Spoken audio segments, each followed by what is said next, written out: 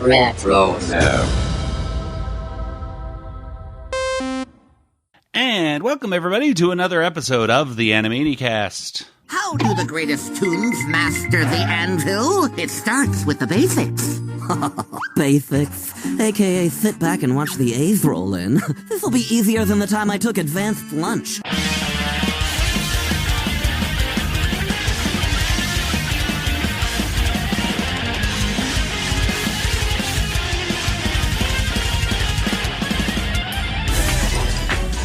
Welcome everybody once again to another episode of everyone's favorite podcast, looking at Looniversity. Yup, it's the spin-off series of Talkin' Tiny Toons, which we all know, of course, is the sister series of the Animaniacast. And today we are looking and talking all about the fourth episode of Tiny Toons Looniversity. We are going to be revisiting all of our favorite jokes and some of the cultural references that might pop up. And in the end, of course, we're going to give this episode a water tower rating. I am Joey, and joining me once again, there's my co-host, Nathan. Sweet molasses. Yeah. Across the country in Georgia, there's Kelly. Hello. Yep, that was an expression that stood out, and I thought that was an interesting expression. I've never heard that said before. It was said in the thing. I don't know. Yeah, who said it though? I'm trying to say, was that Hampton or Plucky? I forget. Plucky, which got makes scared less by sense. An anvil. Which makes less sense to me because the molasses was a kind of like a southern thing. Yeah.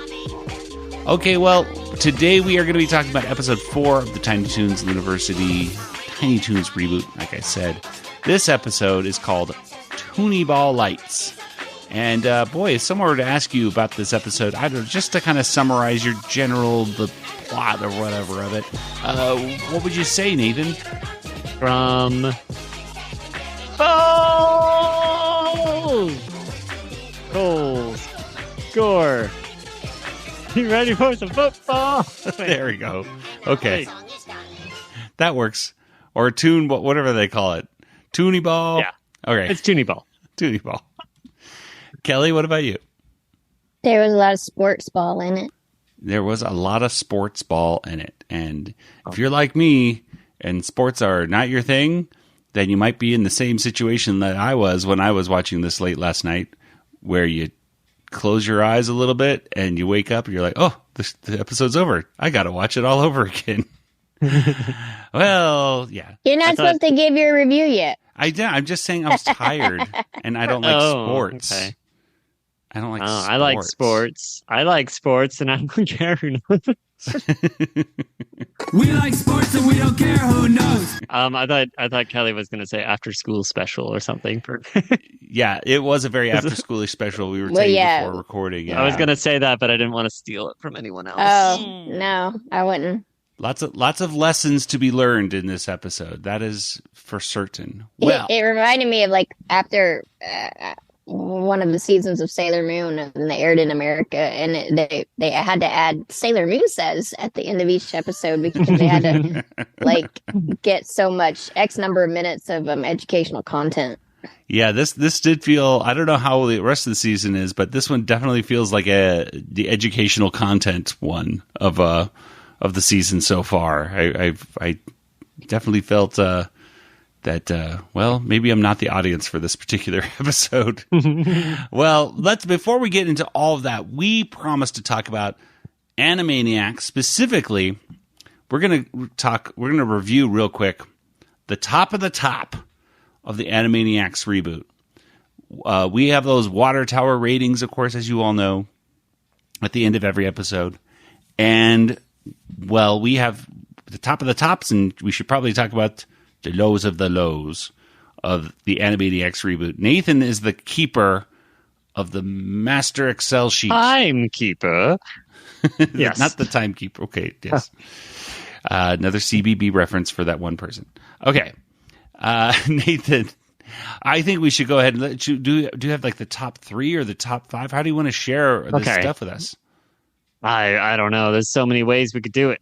Do we want to do individual, or we could say, so our overall Yes, let's just do the top of each one of ours and the lows of yours. Yeah, and then you can say the overall or whatever. So I'll start with you, Joey. Okay. You had a tie. You gave both of these a 4 out of 5 water towers, which is the most you gave anything out of all the reboot. But here we go. So this is basically your 5. Okay. We can just add one water tower to every... if you're grading on a curve, this is like so speaking of this go episode. Back and add 1 to every single water tower review of Joey's, and that's his and real that's water my tower real review. true review. So there you go. Okay. So this is your favorite ones were the Warner's Ark. This is episode 25. It said Warner's Ark, The Apology, Narf Over Troubled Water, and the Warner's Vault. I don't know if you remember that.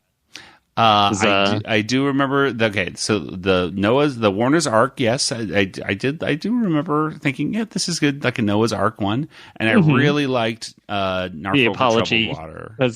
The Apology. I think you I really ignored. like that they apologized to you, and yeah, it's right. Apologize to me. No, those two definitely. I think that Pinky the Brain might have been my favorite of the entire series. Might have been that Narf Over Troubled Water. And what was the last one again? The Warner's Vault, which I can't remember what that was. Even was there a car or something they had? Was that it? The Warner's Vault? It was like a vault, like they have something in it, like a VAULT, like a vault. Oh, it sounded like Bolt. Yeah. Oh, okay. Well, I say the same thing. Okay. Vault. And then that was tied with Planet Warner's episode 29. Planet Warner, Talladega Mice, The Ballad of Pinky Brainy, and DIY. Okay. Again, I think most of that went towards Pinky the Brain in that one. And what was the first one? Because I was looking up the Warner's Vault. Planet Warner. Planet Warner. Yeah. It was like a song, right? Yeah. It's like, again, I think it's 4 out of 5 for that. Yeah. The Warner's Vault is where they were going over. They were doing everyday safety. It was like the PSA where they were dots at some point. And again, they were like going over the previous episodes that have never been released or something. Yeah. So those episodes we had triple agreement actually on for, which is made us. Those are actually our top rated, you could say. Although there were some other ones that were also 4s, but that was a pretty good one. So those we all like those ones. But on to Kelly for her number 1 best episode, favorite of all the season, was the very first episode with Jurassic. I am so shocked. Like, I just didn't see that coming at all. I think we're all in agreement. Spielberg didn't show up at any time other than that, than that one episode, yeah. That's insane. I think it went all to totally insane. Opening credits, right? But there was also Suspended Animation, Part 1 and 2, and Of Mice and Memes was also in that episode, but I think all 5 of that went to Jurassic Lark, I'm assuming. Pretty much. All right. A 5 out of that. Okay. And then I don't know what I put. Let's see so my favorite, so these were all 4.5 for me. I never had a 5. So, okay. All right. So put Nathan's up by half a water tower. Yeah, exactly. I had a half. So I'm the only one that didn't need to be graded on a curve. Exactly. You just like you school. had a 5. Yep. You had 1 5-star ones, but 1 5 water tower. Animaniacs. Fear and Laughter in Burbank, Bride of Pinky, Things That Go Bump in the Night. Yeah, I remember that. Yeah. I think I liked the clown one because it was actually felt somewhat like an actual Animaniacs cartoon. And then even the Things That Go Bump in the Night, or the Bride of Pinky with the, it felt kind of like an old school Pinky the Brain kind of felt, It was a little gross, but other than that. Yeah, it kind of felt more like a Rita and Runt episode or something. But because I had a Rita and Runt episode, it was kind of similar. Yeah, exactly. It felt like that Rita and Runt, the Franken Runt episode. Yeah, exactly. Right, so those are the best. Okay. Yeah. I mean, I guess I had Rome Sweet Rome, Backwards Pinky, Wacko Short, now loading. That was another episode that I had 3 that I really liked, apparently. Exercise Minute, Reichenbach Falls, targeted ads, and bath time. So that was the other episode. So that was one with Reichenbach Falls had it was a Pinky in the Brain episode where what's her face came back, Julia, and I was like, oh, it was a twist ending kind of thing. It was kind of fun. By the way, I just listened to Maria Bamford's, who does Julia's voice. Maria Bamford has a new book out, and I got the physical book for my wife because she likes the physical books, and I got the audiobook on Audible for me because I like just driving around and listening to audiobooks. And it's a really, really good book. She's a really funny comedian, and she talks a lot about, it's called Sure, I'll Join Your Cult is what I believe what it's called. And it's all about joining different support groups, and it's about mental illness, and it's about a bunch of different things. So it's highly recommended, though. Very funny book, and has a lot of heart to it. So there you go. Maria Bamford's book. Check it out. All right. So should we go to the lowest of the low, or what should we do next? Do we want to look at those? Yeah. I could say... I'm curious. Okay.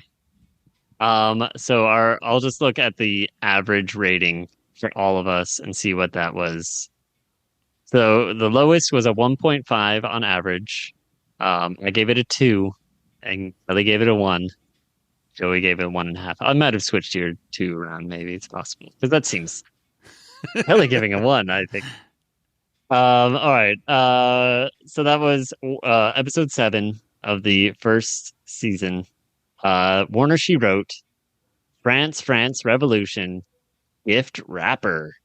I think this one didn't have Pinky in the Brain in it, and I think that's what upset us, because Pinky in the Brain was like the best of every episode. They only showed up in Gift Wrapper at the very, like, they showed up for one little thing. But yeah, okay, yeah, I'm looking this one up here. Yeah, Warner She Wrote when they were on the train, and then France Revolution. Yeah, with the.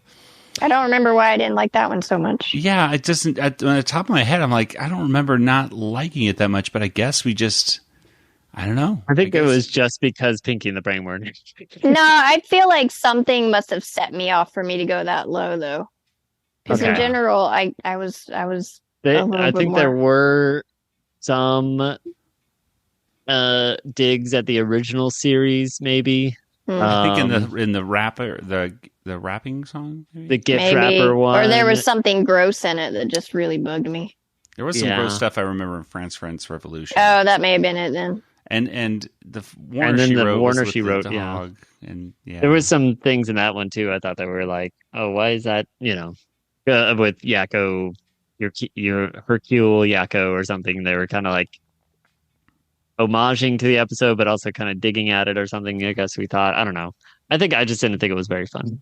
Yeah, I think it just when it came down to it, it's like, well, we just probably didn't laugh much at all. It's funny because this is when I look at the wiki, it's like, again, I said this so many times throughout our reviews. It's like on paper, when you look at the concept of everything, it's like, oh, it sounds good, but then you see the execution, and for whatever reason, it just didn't work out. Okay, yeah. So that was our lowest of the low right there? That was the lowest. So the closest one after that was the Mouse-Churian Candidate. It was 2 out of 5 on average. So, and that's the Mouse-Churian Candidate. I'm looking that one up. That's episode 8. So that was the one where Julie gets. Yeah. The creation of Julie. So we're just like, oh Julia, my gosh. yeah. Yeah, Julia. Mm-hmm. Off the top of my head, that might have been actually, when I reflect upon it, I would probably put that one lower if I had to choose, just because of the complete, like, that was such, that really had so many issues. I thought about that episode so much afterwards. Well, like, stuck that was with you, so though, wrong. So that it was wrong. Why did they do that? That was wrong. So maybe I would say that's a little lower if I had to, but there we go. So, but overall, what's our, I think you already said it again, but what's our top of the top for all of us, Nathan? So it's a 4-way tie. Okay. And it's the 2 that your top 2, and then 2 of my top 2 made it in the top 4. So Phantomaniacs, Rome, Backwards Pinky with Wacko Shorts now loading. I don't know if you looked up that one, but that was made it in our top ones. And then the Warner's Ark, the Apology, Surf Over Troubled Water, and then the Planet Warner and Talladega Mice. All four of those were in our, you could say those were our 5-star ones or something. I don't know. Yeah. That's if someone asks you like what was the best of the reboot, there you go. That's the best.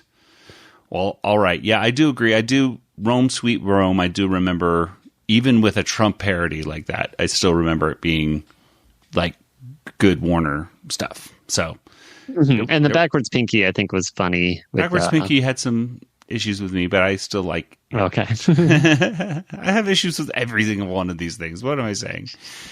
Well, very nice. Thank you so much, Nathan, for keeping all that stuff all together so that we could have something to talk about. Have something here, I guess. Let's go ahead and go back to looking at Looniversity. We're going to be talking about Tooney Ball Lights.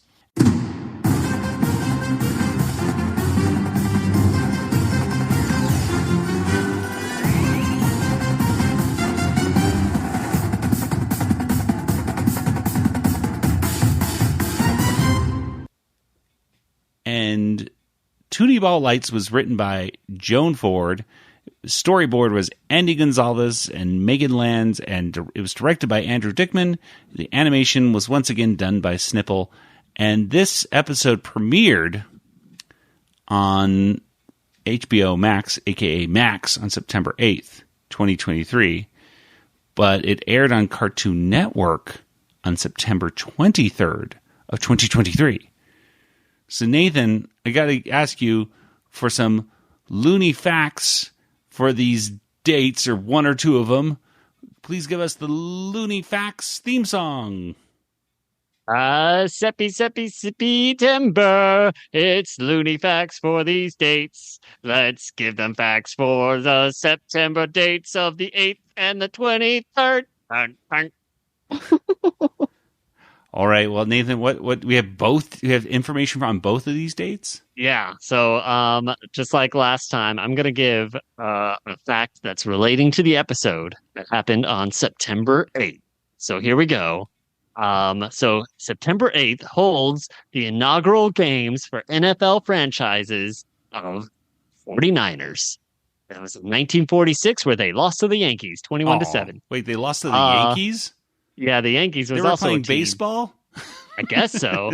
There was the New York Yankees. That's why they lost. They didn't know how to play. They went to the wrong place. Oh no, it happens. And Houston, Texas, also had their Premier League team in 2002, and they beat the Cowboys 19-10. Yay, Texas! What did you just say? Hey, Texas! I was going to say Texans. Okay. And then September 23rd, some random facts, because, I don't know, why not? This was the premiere date of Modern Family in 2009, NCIS in 2003, The Blacklist in 2013. In movies, Corpse Bride came out in 2005. In births of celebrities, we had Jason Alexander, 1959, Hassan Minaj in 1985, Bruce Springsteen, 1949, Mickey Rooney, 1920, and Ray Charles in 1930. There we go. Nathan was springing some Springsteen on my bean. That's true. I've listened to that show. That's a good podcast. You should listen to that thing. But only if you really like Bruce Springsteen. Only you really like They go music. really deep into Bruce. Really, the first hour especially is real deep stuff on that stuff. All right. There's your random plug for a different podcast. Okay. Well, thank you very much, Nathan, for all that stuff. Now, we're going to... it's okay to be random on that because it's Looney Facts. It can be all over the place. It can be totally random. It doesn't need to make sense for what the plot was in this. Yeah. It's all good. It's all good. Sure. Well, this episode is another one of these, like, sitcomish kind of things where it's, instead of splitting it into commercial breaks, we just thought, or Nathan thought, and I think he made a good decision, that we have an A plot, a B plot, and a C plot. And we thought we'd just kind of talk about these different plot lines that are going on and what we liked about them. And then, we'll do that. So, Nathan, why don't you go ahead and tell us, first of all, what's going on with this whole plot A, which is about, I guess, Buster is our plot A. Yeah, Buster. So we start off, we find out that it is, this is the electives day, as they call it. So everyone has to choose their elective, and Buster and Sweetie come across a booth for Tooney ball. And we find out that Buster was actually used to play Tooney ball. This is a sport that's similar to football, except it's Toon version, I guess, of that. Tooney ball! The roughest, toughest, looniest sport ever invented!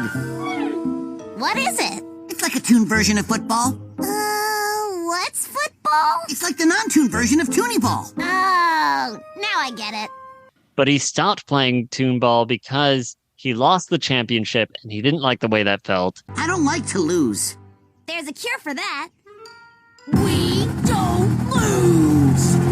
Yeah, bro! So they decide to join the team, and the first day of practice comes. Their coach is Foghorn Leghorn, and he's like, he tells the team, the most important thing, there's one thing you need to do, and that's have fun. And like, Buster and Sweetie are like, well, I also get more points or something, But he's like, no, let's go, let's have some fun. And then so they do some scrimmaging and things like that, and the rest of the team is like Dizzy and there's also the Roadrunner. Little Beeper. Well, although the Beeper, okay. Roadrunner himself makes a pretty big appearance in this episode as well. Yeah, that's true. So Beeper and Fifi and Dizzy are all on the team, and they're kind of just like flopping over each other and exploding, and they're not really team quality material, it seems. So he's a little bit worried about how this first game's going to go. Cut to the first game.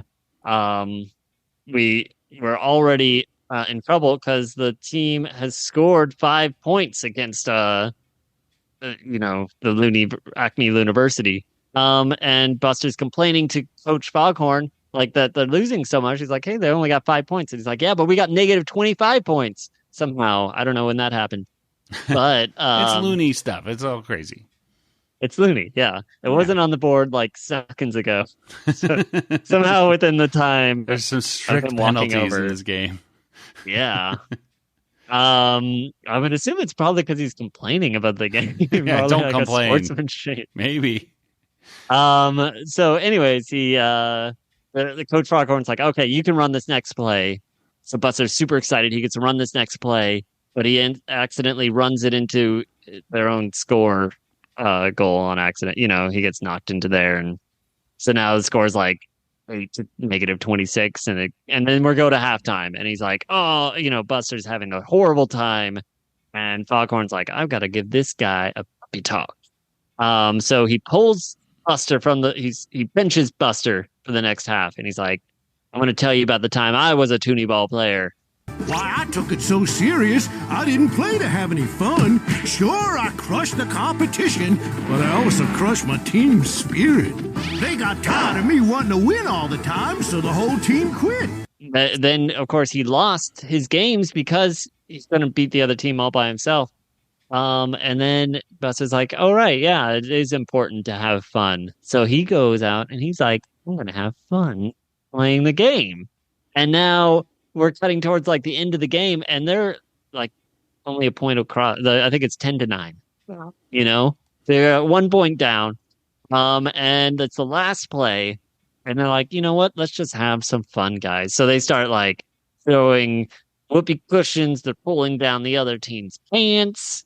Oh my gosh. They score. Buster scores it. He digs a hole under the ground, and he scores the winning goal. And he's like, yay, but at least I had fun. And he's like, and we won? What? And that's the end of that first. They really showed off their godlike powers, I thought, towards the end right there, where there was just like whoopee cushions everywhere and all this. It's just like, this is magic going on right now. This is... Well, this episode, this particular first segment, did have some cultural references. The title itself is Friday Night Lights, salute, parody. I suppose. Yeah, parody. Yeah.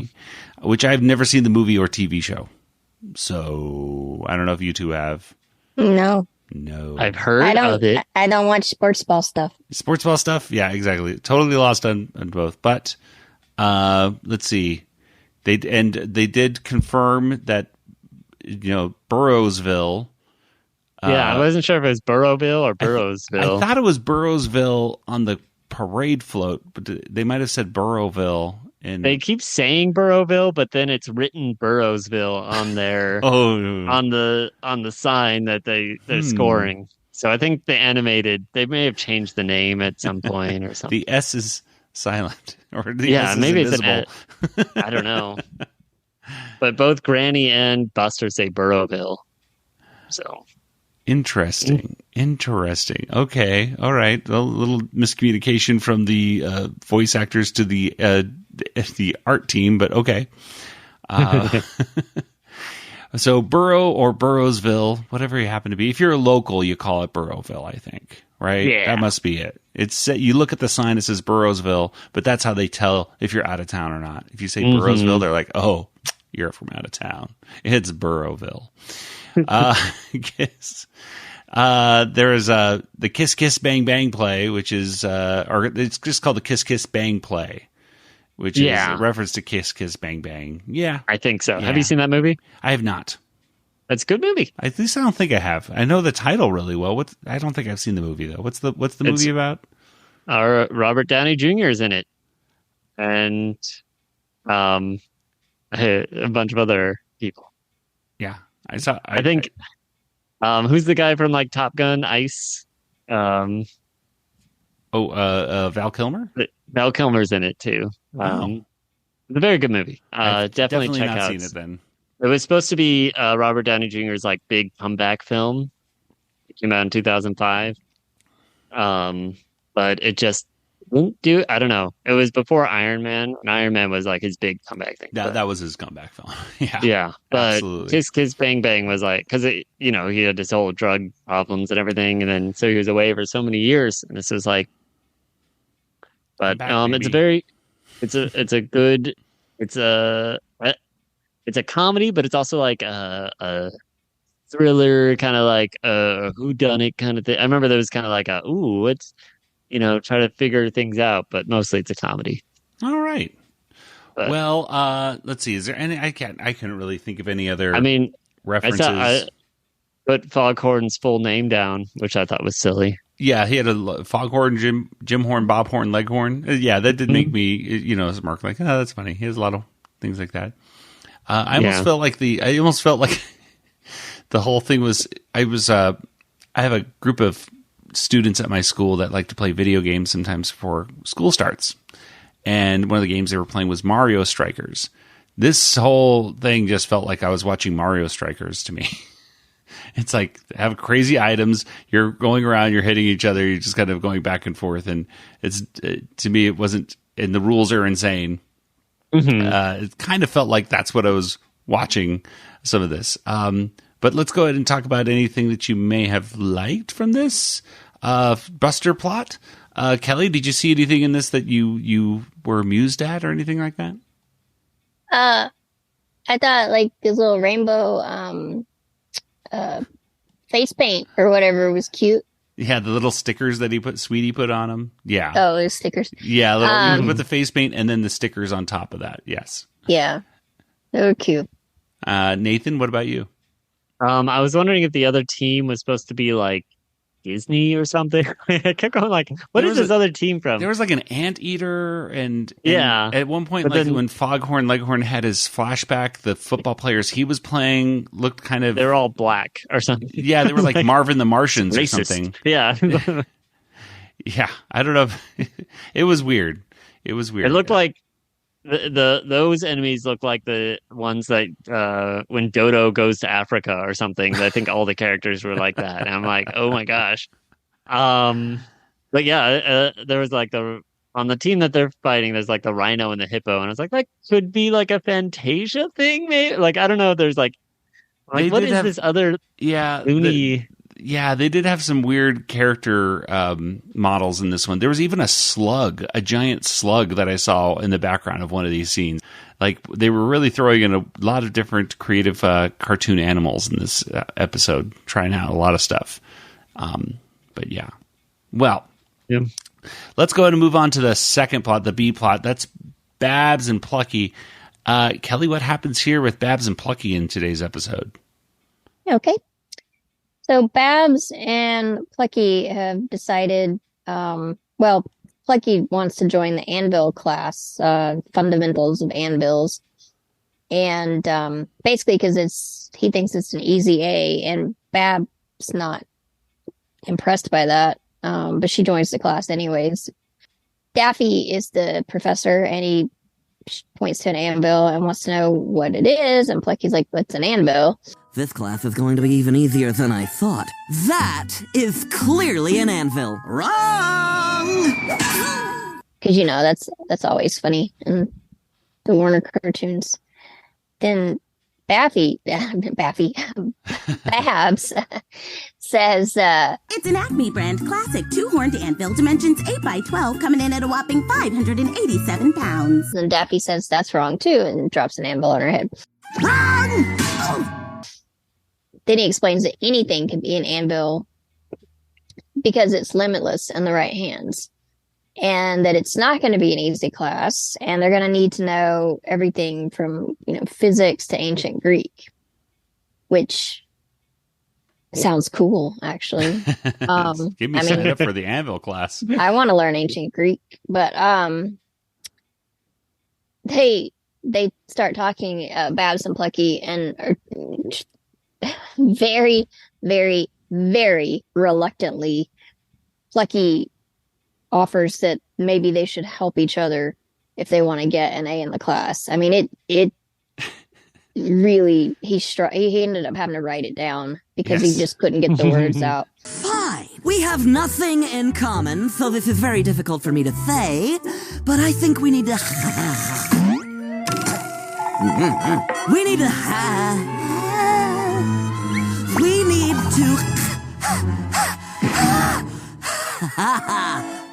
Then there's sort of like this Rocky montage as they study for their first quiz. And they're pretty confident, but then they only get a C- on the exam, which is not good. And then Daffy tries to make them feel a little bit better and says that that's actually the highest grade that anyone has ever gotten on it. I guess getting straight A's isn't the most important thing in the world. And I got to hang out with you, which was actually kind of fun. Far be it for me to pay a compliment to a bunny, but Babs, I would now consider you friend adjacent. They're happy enough with that at that point, and so they go and watch the ending of the Tooney ball game. Yeah, and who knows, maybe Daffy grades on a curve, and so they'll get an A, right? Well, I'd be setting the curve, because that's how it was in school. So, that it may not be that bad. I don't think I could pass Anvils, though, because I don't know physics. The one thing about anvils that really kind of shocked me in this is that Babs actually got hit by an anvil, and I was just like, whoa, I don't think you would ever see that in the original series. Maybe Buster would get hit by an anvil, but certainly not Babs. You were like, they went there. They went there. They actually dropped an anvil on Babs. Oh, my. Look this up. See if they ever dropped it. Yeah. Well, definitely Plucky has had his many anvils dropped on him. There's a great segment of Tiny Toons where it's just him running away from anvils, and Buster and Babs are the conductors, and there's multiple Elmiras in it from around the world, I'm assuming. Eventually get to reviewing that one, I'm sure. It's very funny. But I guess we just need more anvils. I think more anvils, more random anvils should have been dropping on them. That would have been fun. Like just in the coffee shop, and then an anvil drops from nowhere. Like, learn from that. I don't know, but it was, they're studying. This is also, by the way, the longest football game ever, because especially with Babs and Plucky, it seems like they're studying, and their plot line felt like 2 or 3 days.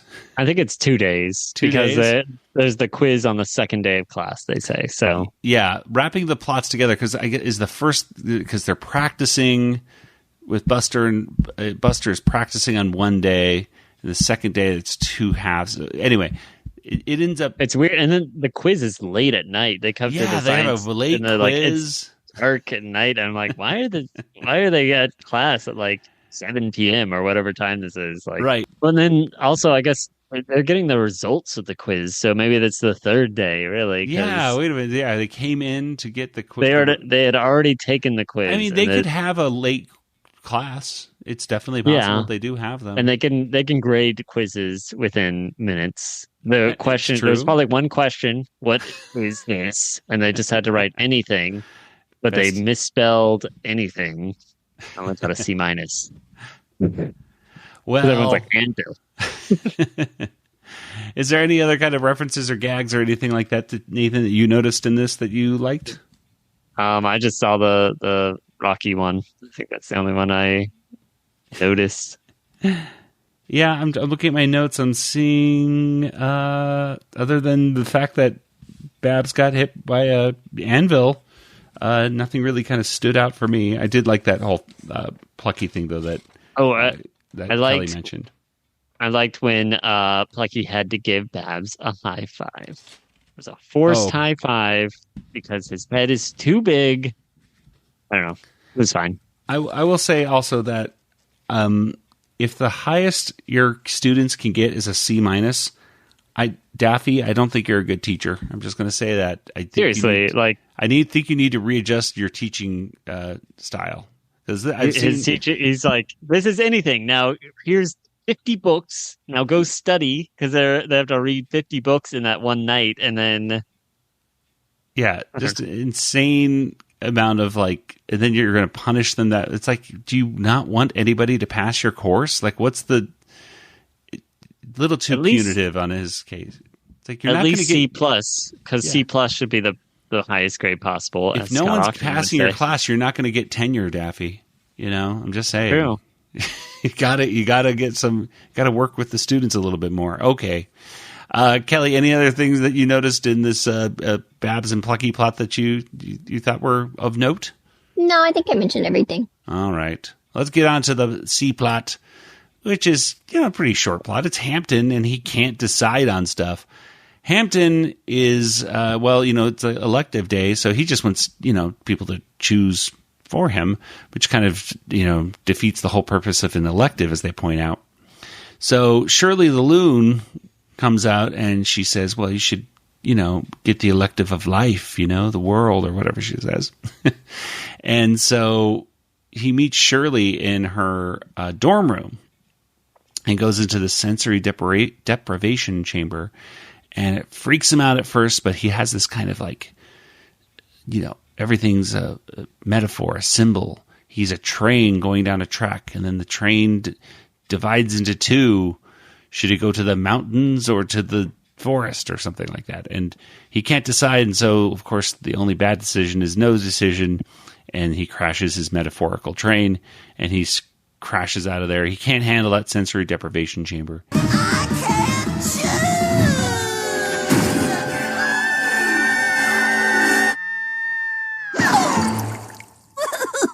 I ruined my spirit vision, and I peed in there. I'm sorry.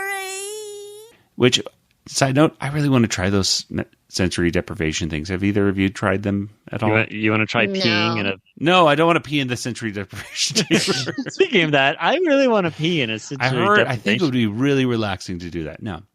No, I've never done it, no. I kind of want to try that out just because it's so weird. I think it would be kind of cool to do, but I don't know. Okay.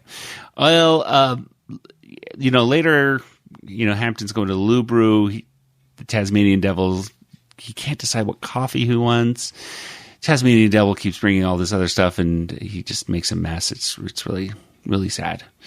And finally, however, he goes back into that sensory deprivation chamber, and the train goes to the crossroad, and Hampton just says, I want to fly away.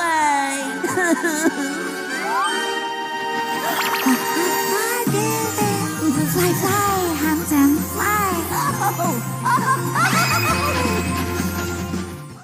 And he does. His train lifts off the track, and he goes onto Rainbow Road from Mario Kart or something like that. And there's unicorns running around him drinking coffee and or just they're on their cell phones. That's what they're doing. They look like very distracted unicorn drivers, personally. He gets out of there and he goes, "Oh, I've made a decision. I cured my indecisiveness." At the end of the game, when everyone's cheering for Buster, saying, "Yay, you won," he is there with an alternative to the Whoopee Cushion, which is a class that Sylvester was trying to get people to sign up for, which was kind of cool. It's a callback. Yeah. It was a comb with a straw on the end of it. Apparently, if you try that, it'll sound kind of like a whoopee cushion? Question mark. But that's not really how a whoopee cushion, because the whole thing of the whoopee cushion is that you sit on it and then it makes the noise. It's not you making a fart noise at someone. So it's not really an alternate, because you can't like put that on someone's chair. You can't have them sit on a comb with a straw on it. It's not gonna be a good experience. Yeah. Well, other than the reference, Nathan picked up on that reference that I thought of too, which is like a Mario Kart Rainbow Road. Yeah. I also kind of thought Hampton says at one point he's the decider at one point, and I thought, I think George W. Bush said that at one point, that he's the decider. Watch out, world! It's Hampton the decider. Chooser? No, decider. But I'm the decider, and I decide what is best. So even though I'm sure it probably wasn't an intentional reference to George W. Bush, I did think of George W. Bush during this episode. I did, by the way, as it goes to fades to black for the credits, I wasn't sure what Sweetie throws at the camera.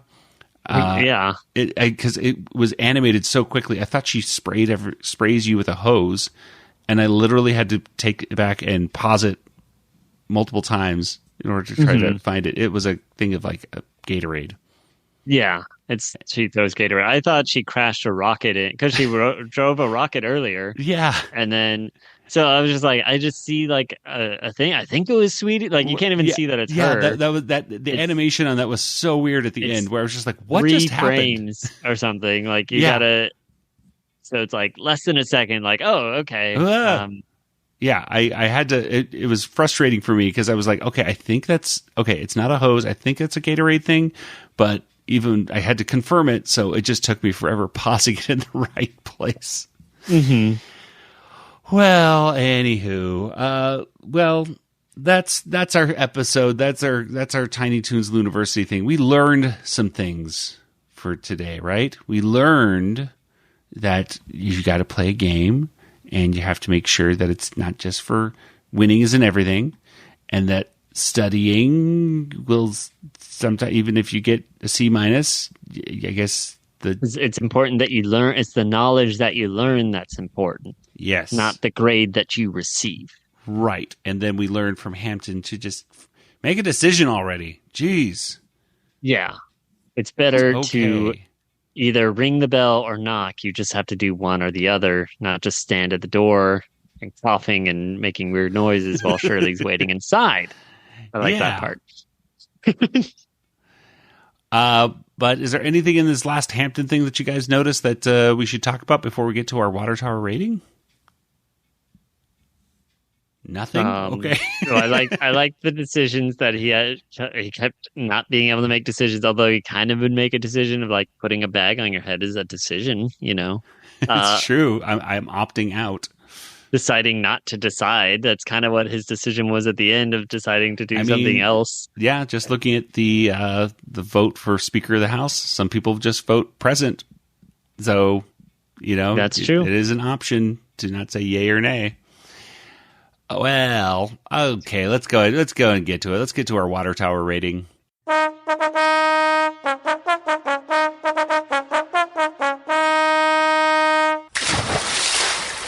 Out of 5 water towers, how many would you give this episode of Tiny Toons Looniversity? Nathan, let's start with you. Okay. So I was looking at last week's, and I was like, I think I like this one a little bit less than last week's. So I gave last week's 2.5. I'll give this one 2. All right. And Kelly, what about you? Same line of thinking, because I think I gave last week's 2.5. So I'm going to go with 2 because sports ball. And it just wasn't funny. And it did kind of feel like an after school special teaching a lesson. So yeah. Yeah. And I was going to do a 1.5. I just feel it's way too low. Because it wasn't like offensive or anything like that. It was fine. Mm-hmm. But like I said, I did kind of just get bored during it. And it certainly wasn't reeling me in with a lot of comedy. So I'll just go ahead. Hey, another triple agreement. A 2. Whoa. This is 4 weeks in a row. Hey, I mean, at least we're in agreement about our thoughts. That's exactly. True. We're like, this is this is what the Tiny Toons Looniversity has done more than anything. It has brought us together. But I really hope we start getting more on an upward climb, and I don't know if that's necessarily going to happen with next week's episode because we've already kind of seen it. Oh, that's the one we already saw? It was a leaked episode, I think. But who knows, it might go up because when I remember we watched the leaked episode, it was like, that's not too funny. I don't think it had sound to it yet. Or it had temporary sound effects and not really like that. And it was very, very different. So I'm very curious as to what lines may have changed, everything like that. So I'm excited about next week or whenever next episode, I should say, because there's going to be a lot of things to discuss with this Tiny Toons episode. So excited for that. Well, let's go to get to some contact information. Nathan, where can people reach you online? Hey, Joey, I'm on X.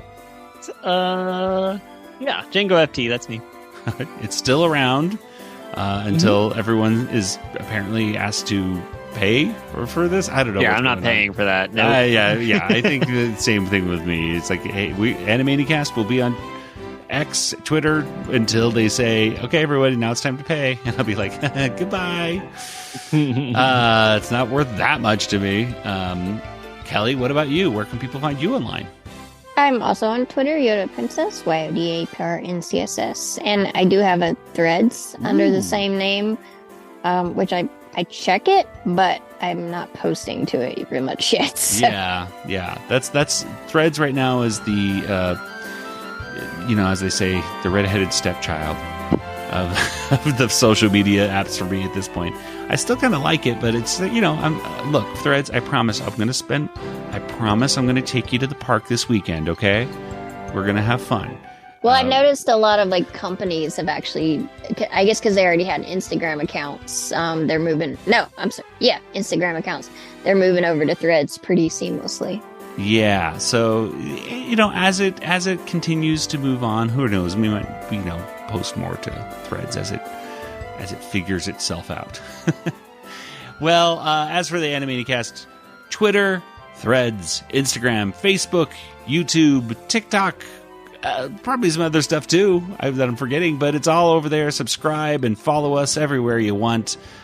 Share us with your friends so that they can catch up on all 270, 80, whatever, how many episodes we have at this point. There's a lot of stuff. So join the fun and share the stuff.